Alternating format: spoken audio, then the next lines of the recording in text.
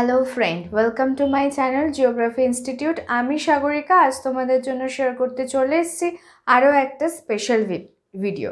দেখো, তোমাদের মধ্যে অনেকেই আমাকে বলছো ফার্স্ট সেমিস্টার সেট পেপারের প্রপার বই নেই বলে তোমাদের খুব অসুবিধা হচ্ছে। যেহেতু এটা নতুন সিলেবাস, নতুনভাবে 2024 থেকে এটা ইনক্লুডেড, 23-24 থেকে এটা ইনক্লুডেড হয়েছে, সেই জন্য তোমাদের এই প্রবলেমটা হচ্ছে। বাট বই নেই ঠিক নয়, ব্যাপারটা হচ্ছে যে একটা পুরো সেট, মানে তোমাদের যে সেট পেপার রয়েছে মেথোডোলজি অফ জিওগ্রাফি, সেটার ওপর পুরো ডকুমেন্টারি তোমরা হয়তো পাবে না একটা বইতে, হয়তো দুটো তিনটে বই তোমাদের ঘেটে দেখতে হবে, কিন্তু মেটেরিয়ালস তোমরা চাইলে বইতে কিন্তু পেতেই পারো। তার জন্য আমি আগেই তোমাদের ভিডিও বানিয়ে দিয়েছি, যারা এখনও পর্যন্ত সেই ভিডিওটা দেখোনি তাদের জন্য আমি ডেসক্রিপশন বক্সে লিঙ্ক দিয়ে দেবো, দেখে নিও একবার।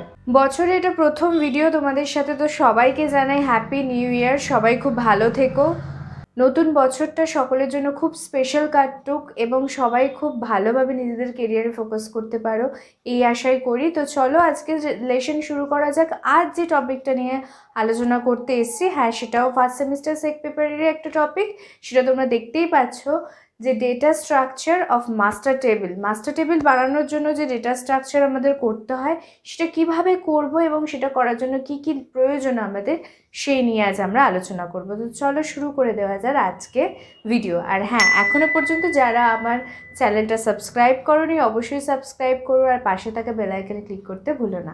তো চলো শুরু করে দেওয়া যাক।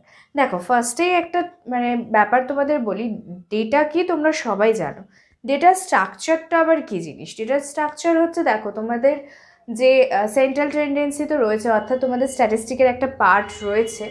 তো এই স্ট্যাটিস্টিক্স পার্টেরই একটা অংশ হচ্ছে এই ডেটা স্ট্রাকচার মাস্টার টেবিল বানানো। এটা কিন্তু কম্পিউটার বেসড একটা টপিক, এটা কম্পিউটারের মাধ্যমেই মাস্টার টেবিল বানাতে হয়।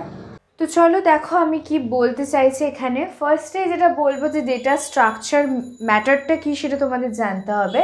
To be used in a linear model, statistical analysis can best be visualized by a master table where columns are represented regions and rows are represented the individuals. এইটাই হচ্ছে main part of data structure. মানে তোমাদের যে data দেওয়া হয়, স্ট্যাটিস্টিকের যে data দেওয়া হয়, সেটাকে সবসময় তোমরা যখনই ক্যালকুলেশন করছো, তোমরা একটা টেবিল বানাও, ঠিক? সেই টেবিলটা বানিয়ে তার মধ্যে তোমরা সেটাকে ডেটাগুলোকে পুট করো, মানে ডেটাকে একটা নির্দিষ্ট শেপ অ্যান্ড সাইজ দাও, তারপরে সেটাকে ক্যালকুলেশন করো। এই যে টেবিলটা বানানো হয়, এটাকেই বলা হচ্ছে মাস্টার টেবিল। অর্থাৎ তোমরা যত রকম ডেটা ট্যাবুলেশন করো, যত রকম, মানে সেটা সেন্ট্রাল টেন্ডেন্সির জন্য হোক, বা স্ট্যান্ডার্ড ডিভিয়েশনের জন্য হোক, বা কোএফিশিয়েন্ট কোরিলেশনের জন্য হোক, বা নর্মাল হিস্টোগ্রাম বা পলিগন ড্রয়িংয়ের জন্য হোক, স্ট্যাটিস্টিক্যাল বা যে কোনো ধরনের ডেটাকে যখন আমরা টেবিলে ফরম্যাট করি, সেটাকেই বলা হয় মাস্টার টেবিল।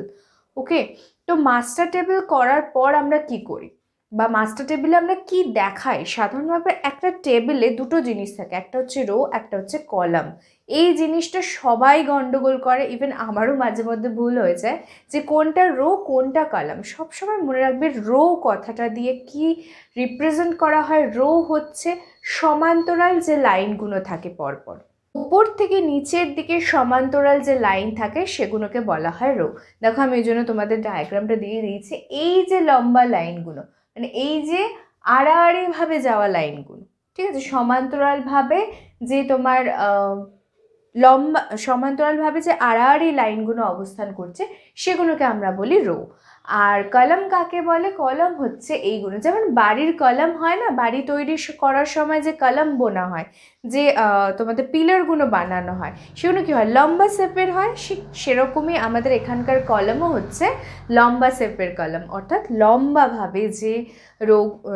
লম্বাভাবে যে সিমিলার লাইনগুলো আমরা টেনে থাকি একটা টেবিল বানানোর জন্য, সেটাকে আমরা বলি কলাম। এবার এই দুটোর মধ্যে আমরা রিপ্রেজেন্ট কি করি, খুব ইম্পর্ট্যান্ট কিন্তু এটা, হ্যাঁ।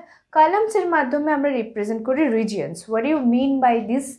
এই যে কলামটা থাকে, এই কলামের মধ্যে দিয়ে আমরা কি রিপ্রেজেন্ট করি? রিজিয়ন। রিজিয়ন মানে হচ্ছে অঞ্চলগুলোকে রিপ্রেজেন্ট করি। মানে অঞ্চল মানে আবার কি?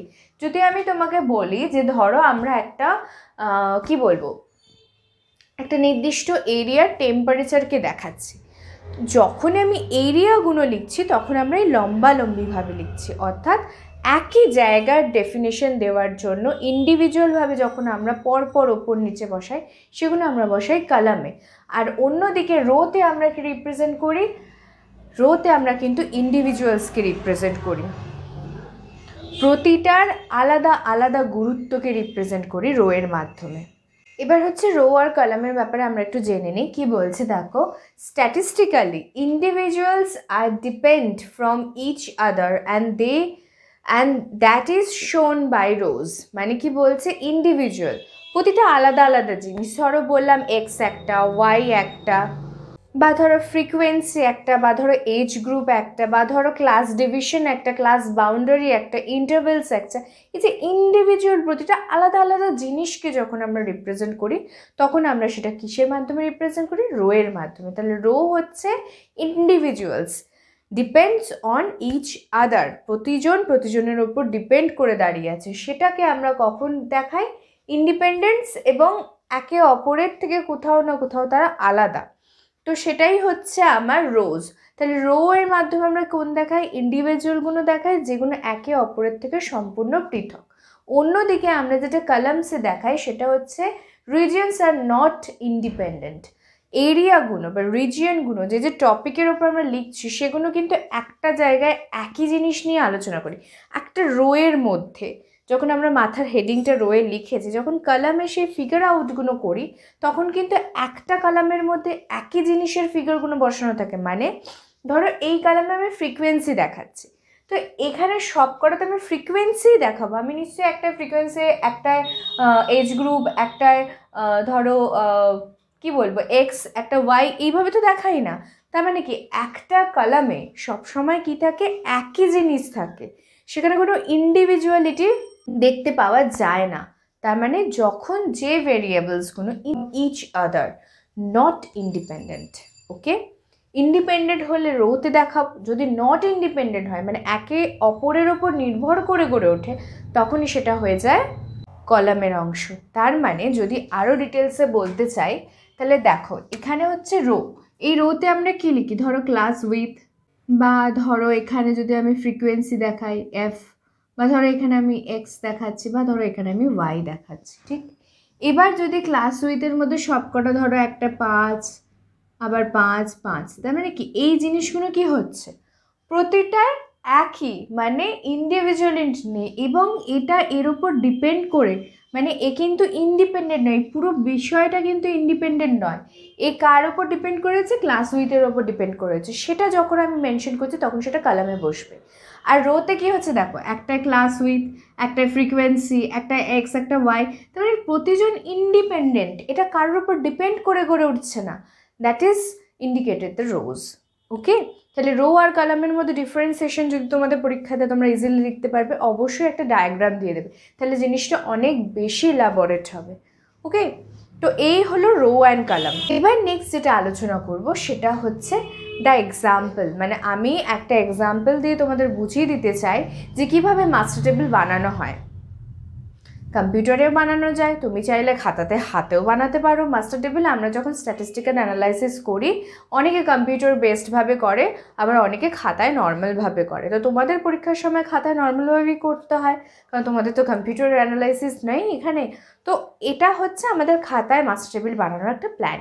কি করতে হয় দেখো, 4 aggregates were created and transferred to the R console। মানে হচ্ছে 4টে এগ্রিগেটেড বা 4টে স্টেজ আমরা ফলো করব এই মাস্টার টেবিল বানানোর জন্য, এবং সেগুলো কি রিপ্রেজেন্ট করবে? সেগুলো প্রতিটা ক্ষেত্রে আমাদের কাছে আমাদের যে ডেটা আছে তার ভ্যালুগুলো রিপ্রেজেন্ট করবে, ওকে। সঠিকভাবে কোন জায়গায় কি রিপ্রেজেন্ট করতে চাইছি, কি ডেটা আমি তুলে ধরতে চাইছি, সেই পুরোটা স্ট্রাকচার প্রকাশ পাবে মাস্টার টেবিলের মাধ্যমে। তো চলো দেখা যাক কি বলছে। ফার্স্ট হচ্ছে আ ডায়ালগ উইন্ডো ওপেন।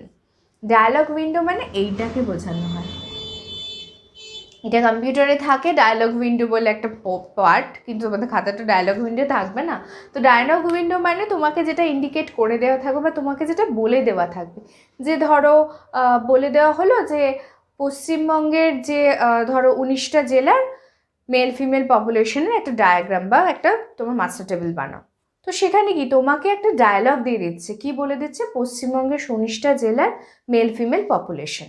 ওকে, তো ফার্স্ট হচ্ছে open allowing the definition of the number of rose and column for the master table. First তোমাদের কাজ হচ্ছে কতগুলো রো বানাবো, কতগুলো কলাম বানাবো, সেই আইডিয়াটা ক্রিয়েট করা।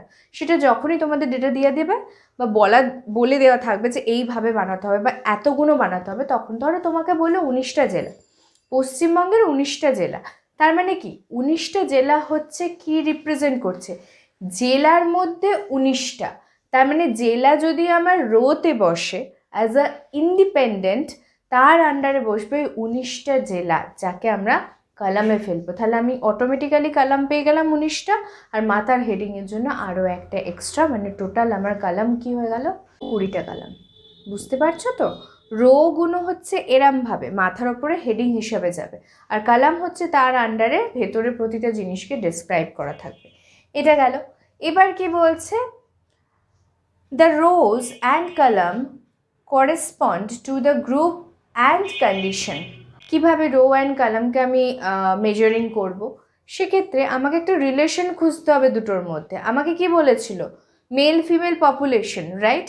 তাহলে কি মেল আর ফিমেল দুটো আলাদা পপুলেশন পাচ্ছে, একটা জেলা পাচ্ছি, তাহলে আমি রো পেয়ে গেলাম কটা করব, রাইট? রো আমি পেয়ে গেছি, মাথার ওপরে যতগুলো হওয়ার কথা কতগুলো রো করবো, আমি মাথার ওপরে 3টে জিনিস আমাকে লিখতে হবে, তার জন্য 3টে রো হবে। এবার কলামের ব্যাপার আমরা আগেই আইডেন্টিফাই করে ফেলেছি কিভাবে, যে 19টা জেলা বলেছে, তারপর 19টা জেলা ডেটা থাকবে, রাইট? তো সেটা আমরা লিখবো। এবার দেখো থার্ড লিস্টে কি বলছে, the name of the master table can be edited in the output table name field. এটা কম্পিউটার বেসড, আমি বারবার তোমাদেরকে বলছি এই ধরনের জিনিস কিন্তু কম্পিউটার বেসডই হয়, কিন্তু তোমরা খাতায় করবে।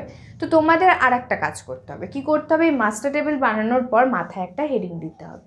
কেন হেডিং দেবো, আমি কিসের মাস্টার টেবিল বানালাম সেটা যদি আমি রিপ্রেজেন্টই না করি, তাহলে তো মাস্টার টেবিল বানানোর কোনো ভ্যালু থাকবে না। তো সেই জন্য আমি যে মাস্টার টেবিলটা বানালাম তার মাথায় একটা হেডিং দিতে হয়। যেমন আমরা লিখে থাকি calculation table for histogram, calculation table for population distribution, calculation table for frequency distribution. তো এই যে হেডিংটা যায় সেটাকেই আমরা বলি কি, ক্যাপিটাল বা টাইটেল। তো আমাদের একটা টাইটেল দিতে হবে। And last, to be continue active okay button, এটাও কম্পিউটার বেসড। তো আমাদের তারপরে কি করতে হবে, এই যে টেবিলটা আমি বানিয়ে ফেললাম, এবার আমি ডেটাগুলো ইনপুট করে ফেললাম। তো এই পুরো ব্যাপারটা হচ্ছে data structure of master table. কিছুই নয়, ব্যাপারটা একটা ডেটা যেটা তোমাকে দিচ্ছে, সেটা যখন তুমি ট্যাবুলেশন করছো, সেটাকে যখন তুমি রো এবং কলামে ডিস্ট্রিবিউট করে একটা সঠিক ফিগার দিচ্ছ, সেটাই হচ্ছে তোমার data structure on the basis of master table. এই মাস্টার টেবিল কথাটা কিন্তু actually applicable for computer designing. আমরা কিন্তু কম্পিউটারে যখন কোনো কিছু করি, যেমন ধরো পাওয়ার পয়েন্ট আছে কম্পিউটারে, তোমরা সবাই MS পাওয়ার পয়েন্টের নাম শুনেছো। যখন আমরা কোনো প্রজেক্ট সাবমিট করি, যখন আমরা কোনো রিসার্চ পেপার তৈরি করি, তখন সেটাকে আমি পাওয়ার পয়েন্টে করে থাকি, কারণ সেটা রিপ্রেজেন্ট করতে সাহায্য করে।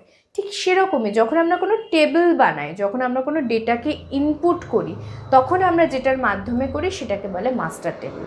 এই মাস্টার টেবিল তুমি MS এক্সেলে বানাতে পারো। এই মাস্টার টেবিল তুমি চাইলে নিজে একটা নর্মাল ওয়ার্ডেও বানাতে পারো, কিন্তু মাস্টার টেবিল কথাটা applicable for computer classification and computer analysis.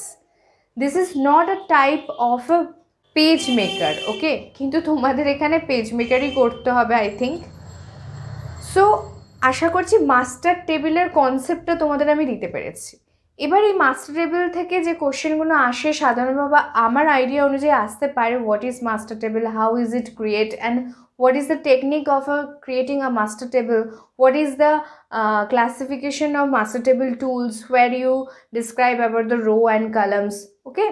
তো এই রো কলামস এর ভেরিয়েবলসগুলো কোথায় কোনটা বসানো উচিত, কোনটা রোতে হয় কোনটা কলামে হয়, এই কমন কনসেপ্টগুলো ক্লিয়ার থাকলেই তোমরা এটার উত্তর দিতে পারবে।